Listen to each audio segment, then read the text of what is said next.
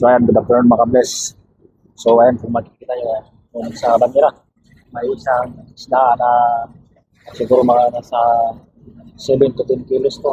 Tuloy natin kanina, hindi natin nabidyoan kung paano natin siya inangat kasi yung cellphone natin na doon sa taas, tapos ito sa ibaba.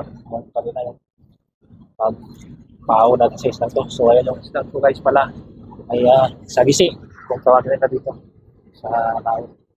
Nababot natin na medyo lumabot yung kaliskis kasi naman. Ilagay siya sa ice. Ayan guys, so ang laki ayan. Alright. Mapadali ko sa tubig tapos may konti yung kaliskisan. Kasi na ano siya.